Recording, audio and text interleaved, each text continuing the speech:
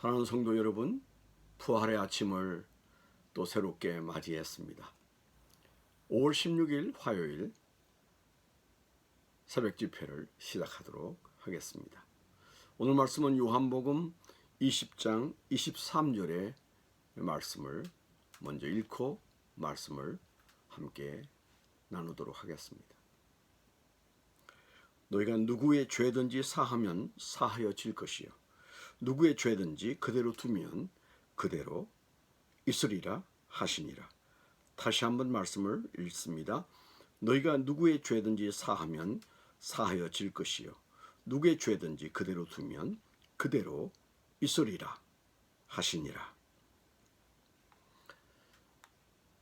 오늘 우리가 함께 생각할 말씀의 제목은 용서 스트레스입니다. 용서 스트레스입니다. 부활하신 예수님께서 제 아들의 예상과는 달리 부활하심으로 그들을 만나시는 부활의 날 저녁 시간, 그들이 있는 그곳에 주님께서 나타나셨지요. 예수님은 새벽에 무덤가에서 막달라 마리아를 만나시고 그리고 엠마오로 떠나가던 두 사람의 크리스찬을 만나신 후에 제 아들이 있는 다락방으로 찾아오셨습니다. 예수님이 부활의 모습으로 제 아들의 방에 등장하셨을 때 그들의 기쁨과 흥분은 말로 다 표현할 수 없었을 것입니다.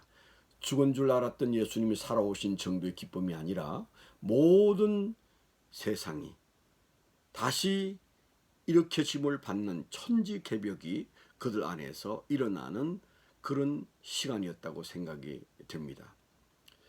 그때 예수님은 그들에게 네 가지 선물을 선포하시죠. 저는 그 네 가지 말씀이 네 가지 선물이라고 보여집니다. 주님께서 하신 말씀이 귀한 선물이었는데 첫째는 평강이 있어라. 그런 선물을 주시고요. 평강을 선물로 주시고 두 번째는 아버지가 나를 보내신 것 같이 나도 너희를 보내노라. 그렇게 말씀하시고 세 번째는 성령을 받으라고 말씀하시고 오늘 우리가 읽었던 네 번째 말씀 누구의 죄든지 용서하라. 그렇게 말씀하셨습니다. 언뜻 보면 부활하신 예수님께서 왜 이런 말씀을 하실까? 지금 엄청나게 의미 있는 시간인데 저 말씀을 하시는 의미가 분명 깊을 것인데 중요하거나 시급한 말씀임에 틀림없는 것 같은데 왜 이 말씀이 그렇게 중요하고 시급할까? 우리는 늘 생각하지 않습니까? 그 중에 가장 상황과 연결이 잘 안 되어 보이는 것이 네 번째 말씀입니다. 용서하라는 말씀. 그것도 누구의 죄든지라고 말씀하셨지요. 이 용서라는 단어는 누구든지 크리스찬이라면 하루에도 수도 없이 떠올리는 말이지만 용서가 왜 지금 나오지? 예수님이 나타나신 첫 장면에서 그 용서를 말씀하시는 이유가 무엇일까? 궁금해 하시는 분들이 계십니다. 성경은 궁금해하는 데서부터 묵상이 시작이 되죠. 질문이 없는 묵상은 없고요. 좋은 질문이 깊은 진리를 얻게 된다는 사실을 다시 한번 말씀드리고 싶습니다. 제 아들에게 이 말씀을 하신 이유는 그들을 응급 치료하기 위한 말씀이었다고 생각합니다. 지금 급한 대로 그들에게 필요한 말씀으로 주신 귀한 말씀인데 예수님이 치료하겠다고 생각하시고 이 네 가지 말씀을 먼저 하셨다면 그들의 문제는 무엇이었을까요? 첫째는 평강이 없었다는 것입니다. 두려움이 평강을 깨뜨려서 극도로 불안했습니다. 요한복음 20장 19절에도 보면 이날 곧 안식 후 첫날 저녁 때에 제자들이 유대인들을 두려워하여 모인 곳에 문을 닫았더니 그들이 그곳에 모인 이유는 유대인들을 두려워하여 함께 모여 있고 그것도 모자라서 그 많은 사람들이 함께 모여 있으면서 문도 꽁꽁 닫았다. 그렇게 말하고 있지요. 그들 안에 평강이 없었습니다. 둘째 주님께서 이 말씀을 주신 이유는 그들에게서 예수님이 죽으시면서 삶의 목표가 사라졌습니다. 뭘 위해서 살아야 되는가, 뭘 해야 하는가, 그들은 방향을 잃어버렸죠. 그래서 예수님께서 하시는 말씀이 내가 너희를 보내노라, 내가 너희를 파송하려고 왔다, 그런 말씀을 하셨죠. 어떤 파송이었습니까? 아버지께서 나를 보내신 것과 같이 나도 너희를 보내노라. 하나님급의 파송입니다. 어마어마한 파송입니다. 그 말씀을 그날 주심직하지 않습니까? 세 번째는 성령의 능력이 사라진 집단이었습니다. 그 다락방에 그들은 성령과 아무 상관없이 그곳에 그들이 있었습니다. 우리가 잘 아는 대로 그리스도인에게 있어서 성령이 역사하지 않는다면 nothing, 아무것도 아닙니다. 그때 그들은 성령이 사라졌기 때문에 주님께서 이제 강림하실 성령님을 그들에게 다시 확인하는 그런 말씀을 주셨던 것이죠. 네 번째가 용서하라였습니다. 오늘 우리가 중요하게 여기는 이 본문의 말씀이죠. 그들은 지금 모든 현실을 이렇게 엉망진창 만들어버린 유대인들에 대한 극심한 분노와 예수님을 배반한 부끄러움이 그들 안에 있습니다. 두려움과 함께 오는 분노를 여러분 이해하시겠습니까? 복수하고 싶은데 오히려 예수님처럼 당할 수밖에 없는 무력한 자기 자신들의 현실에 대한 좌절과 두려움을 우리가 한번 생각해 보셔야 합니다. 바로 이것을 저는 용서 스트레스라 그렇게 말하고 싶어요. 제 아들은 극심한 용서 스트레스를 안고 있습니다. 용서할 수 없는 악한 인간들에 대한 복수를 하고 싶은데 힘이 없고, 예수님의 또 한 말씀은 7번씩 70번씩 용서하라고 하신 말씀이 그들에게서는 종종 생각났을 것입니다. 도대체 용서를 해야 되는지 말아야 되는지, 용서를 하지 않는다면 도대체 어떻게 이 문제를 받아들여야 되는지 그들에게 용서에 관한 스트레스가 차오르기 시작했을 것입니다. 그래서 우리가 주님이 그때 오셔서 4가지 선물로 주신 말씀이 얼마나 지당하고 합당한 것인지, 아니 오늘날 우리에게도 얼마나 중요한 말씀인지, 이 4가지가 우리 삶에 부어지는 주님의 축복이 되기를 축원합니다. 예수님은 제 아들에 대해서 책망하고 따지할 시간인데 얼마나 그런 일들이 많았겠어요. 그런데 주님은 오히려 제자들을 걱정하시고 그들의 문제를 들여다보고 계십니다. 지금 우리의 문제도 다 들여다보시고 아시고 해결점을 찾고 계심을 믿게 되기를 축원합니다. 오늘 본문은 바로 이 용서 스트레스를 다루고 있는데요. 사랑하는 성도 여러분, 용서라는 단어만 떠올려도 스트레스가 오고 딜레마가 오지 않으신가요? 저 역시 지난 얼마 동안 가장 힘든 것이 무엇인가 물으신다면 용서 스트레스였다고 말할 수가 있습니다.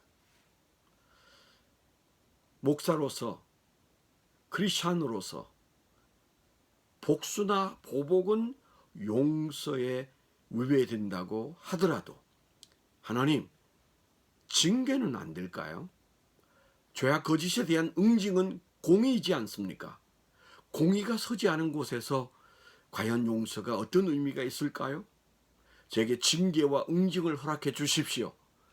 그렇게 기도할 때마다 제 안에는 시원함보다는 스트레스가 차올랐습니다.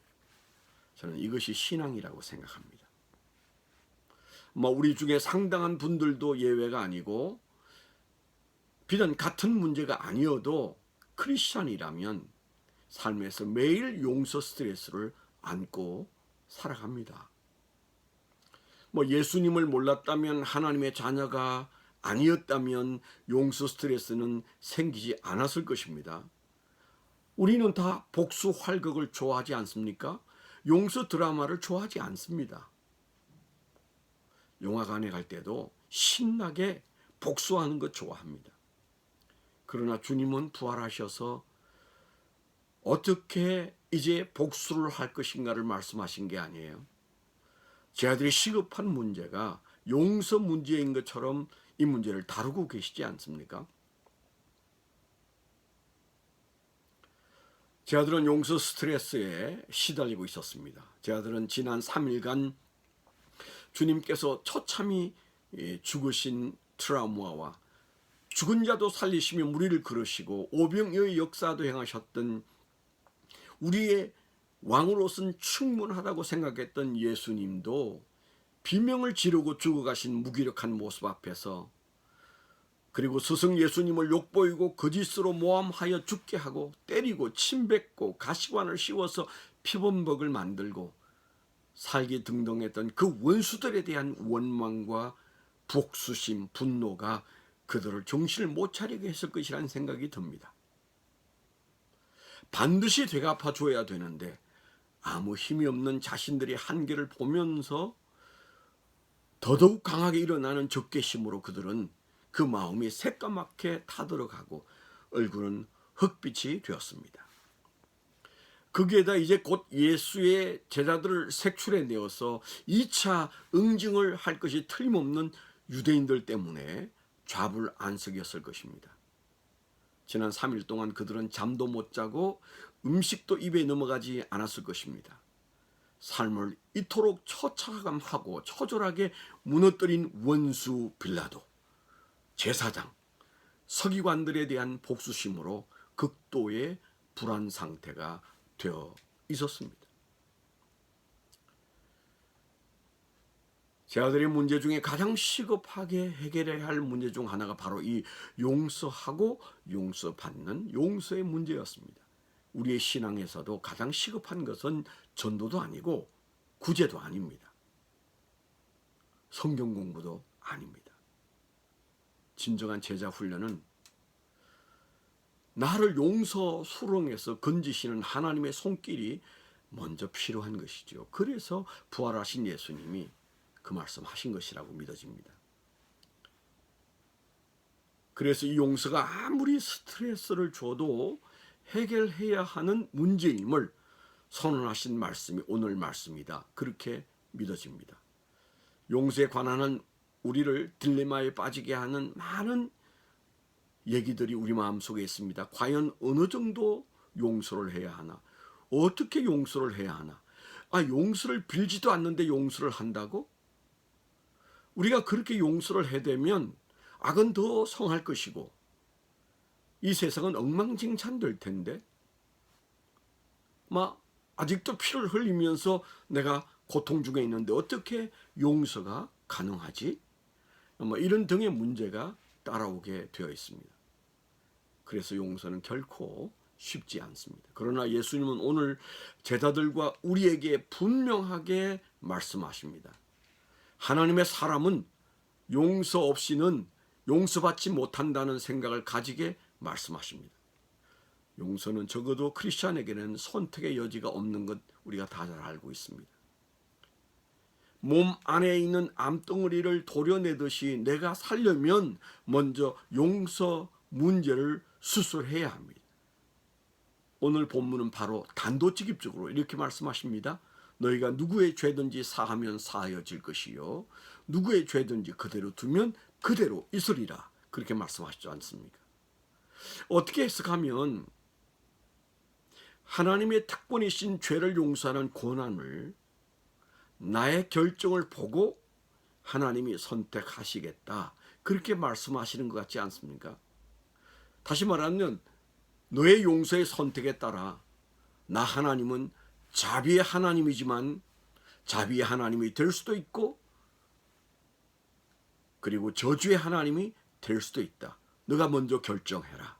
그런 말씀처럼 들리지 않습니까? 하나님의 형상인 우리가 하나님의 형상을 좌지우지하는 순간이 용서의 문제라고 말하고 있는 것입니다. 그런 의미에서 우리의 마음을 다스리는 것은 전도 이전에 중요한 첫 단추가 된다. 그런 생각이 드는 거죠. 이 말씀의 핵심과 강조점은 하나님의 마음입니다.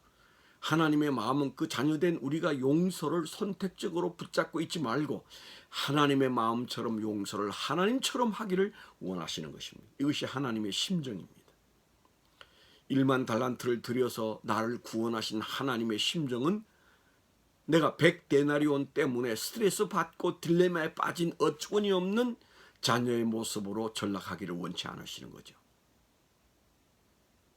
용서 스트레스를 어떻게 해결할 것인가 하는 문제는 앞으로 우리가 차츰 말씀을 찾아가며 나눌 것입니다. 오늘은 용서가 스트레스였던 제 아들의 심정과 우리의 심정을 예수님이 치료하기를 원하신다는 사실에 기뻐하셔야 합니다. 그리고 용서를 붙잡고 씨름할 것이 아니라 왕의 자녀답게 1만 달란트 탕감받은 종답게 오늘은 용서에 관한 한 쿨해지시면 좋겠습니다.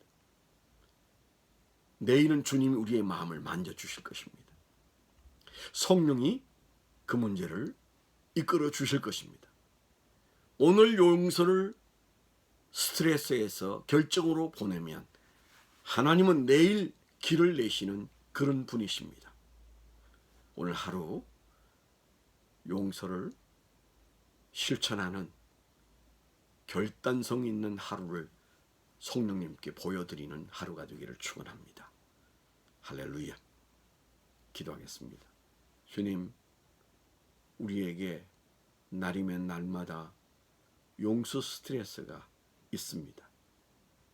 우리는 아무 생각 없이 누구든 내게 죄 지은 사람을 용서할 수 있는 그런 존재가 못 됩니다.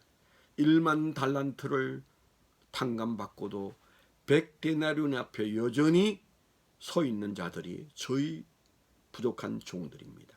주여, 오늘 용서 스트레스가 이제 하나씩 해결되어지는 은혜를 누리는 종들이 되도록 우리 안에 하나님의 심정이 가득해지게 해 주옵소서. 예수님 이름으로 감사하며 축원하며 기도하옵나이다. 오늘도 승리하십시오. 할렐루야.